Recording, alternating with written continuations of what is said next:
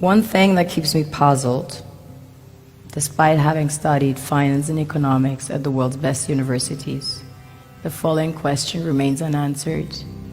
Why is it that 5,000 units of our currency is worth 1 unit of your currency, where we are the ones with the actual gold reserves? It's quite evident that the aid is in fact not coming from the West to Africa, but from Africa to the Western world. The Western world depends on Africa in every possible way, since alternative resources are scarce out here. So how does the West ensure that the free aid keeps coming? By systematically destabilizing the wealthiest African nations and their systems, and all that backed by huge PR campaigns, leaving the entire world under the impression that Africa is poor and dying and merely surviving on the mercy of the West. Well done, Oxfam, UNICEF, Red Cross, Life Aid, and all the other organizations that continuously run multi-million-dollar advertisement campaigns depicting charity porn to sustain that image of Africa globally. Ad campaigns paid for by innocent people under the impression to help with their donations. While one hand gives under the flashing lights of cameras, the other takes in the shadows. We all know the dollar is worthless, while the euro is merely charged with German intellect and technology, and maybe some Italian pasta. How can one expect donations from nations that have so little? It's super sweet of you to come with your colored paper in exchange for our gold and diamonds.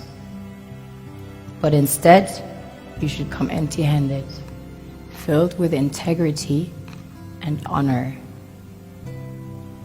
We want to share with you our wealth and invite you to share with us. The perception is that a healthy and striving Africa would not disperse its resources as freely and cheaply, which is logical. Of course, it would instead sell its resources at world market prices, which in turn would destabilize and weaken Western economies, established on the post-colonial free meal system.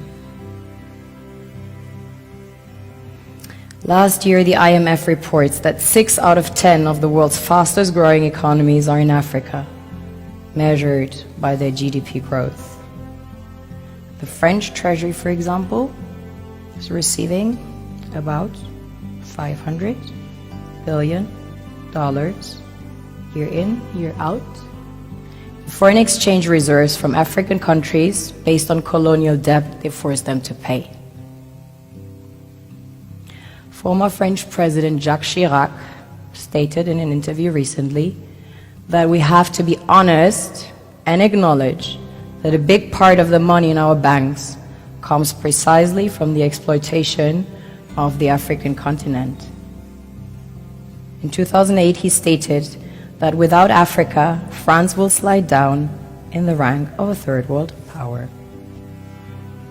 This is what happens in the human world, the world we have created. Have you ever wondered how things work in nature? One would assume that in evolution the fittest survives. However, in nature, any species that is overhunting, overexploiting the resources they depend on as nourishment, natural selection would sooner or later take the predator out because it offsets the balance.